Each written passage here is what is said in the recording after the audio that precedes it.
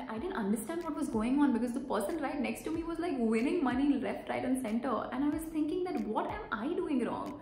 And it was until the cops arrived that they started to run for their life is when I understood that, oh, they were tricking people. Hey guys, welcome back to my channel. Today I'm going to be sharing with you the top 8 mistakes that I've done in the past 10 years. But also before I begin, let me just tell you that I do not regret any of these mistakes, okay? If it weren't for these mistakes, I wouldn't be the person that I am today, and I'm super thankful for it. So without any further ado, let's get into the video. Number 1. I did what everyone else was doing. What I mean by that is, when I went for my bachelor's, I did not use my head. Only did what the herd was doing. Everyone else was going and doing BBA, so I also thought, okay fine, let me also go and do BBA. I didn't think about what my passion was, what I wanted to do, because I myself was clueless, right?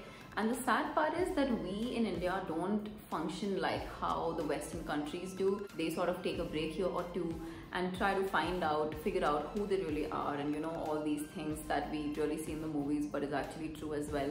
I've seen people myself doing that. Girls 17, 18 years of age, straight out of school, traveling the world just because they want to figure out what they want to do, and it's so alien to even think about that in India.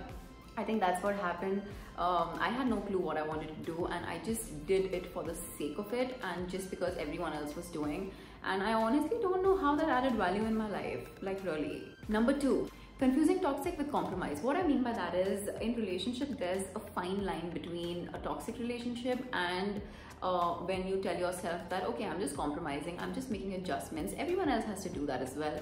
And it's not a big deal really. And you try to adjust, you try to make these changes, you try to adapt, while you don't know that it really is not worth it, because it really is a toxic relationship. You need to understand, and you need to figure out what makes a relationship toxic and what's the right time for you to stop compromising, stop adjusting, and just leave the relationship if you need to. I also have a video on toxic relationships that I can just link it somewhere here and you can go and have a look. Number 3, not talking about what was really bothering me. So there was a time in my life when I just bottled things up. I kept bottling them up.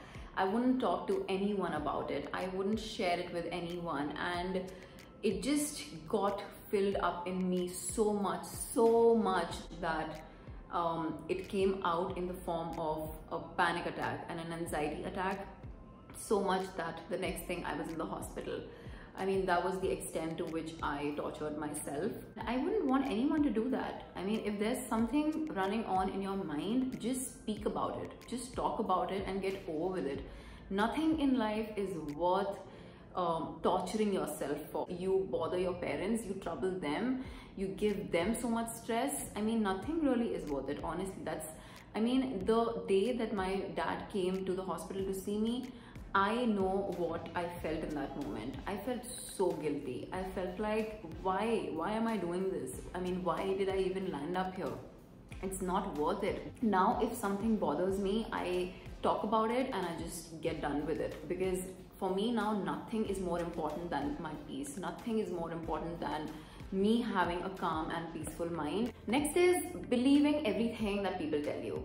Now I'll tell you something. You will meet a lot of people in your life, and 90% of them will tell you things like, or promise you things like, you know, I'm just a call away, I'm just a text away. No matter what, you always have my back. Or things like, doesn't matter who comes and goes, I'm always going to be there, I'm always going to stick around. You will fall for these things. You will fall for these sugar-coated words that people come and tell you, but then there will come a day when the reality would be far different from what they said it would be, and that will give you like a shake-up. Yeah, that will be like an aha moment for you. It will make you question everything. Why did you trust the person, or were you stupid? It's not your fault, okay? Firstly, it is not your fault. People have the habit of making fake promises. There are all sorts of people who will walk in your life. It depends on you, on who you want to put your trust and put your faith in. For me now, I have become this person who does not believe in words at all. You can come and you can tell me that I will do this for you, I'll do that for you, I care for you, and you're the most important person for me in the world. I will not believe you until you show me via your action. Words is something that everyone says. okay, and very few actually show you. So my trust and my belief goes for a very rare percentage of people now. Rely on actions, and that too over a period of time. Eventually, don't fall for the first action that happens to you. Next one is very interesting. I call it dimming my light because of other people's insecurities. There were so many times where if I was looking great, I didn't want to feel confident because I knew that it was gonna make other people around me insecure. How crazy does that sound? I don't know how many of you still do that or are still guilty of it, but if you are, I want you to stop right now. I mean, just see how lame that sounds. For me as well, now that I think of it, it sounds extremely idiotic because I always used to put myself down. I wouldn't wear that dress because it would make other people around me uncomfortable, or not uncomfortable. Like I said, their insecurities would pop up, and just having that feeling that if I glitter too much, it's gonna be heavy on other people. I mean, if you're with your friends out there and everyone is underdressed but you wanna be overdressed, do it. I mean, that's your call, that's your choice. Why care about anyone else, right? If it's their insecurities, it's their problem. It's not your problem.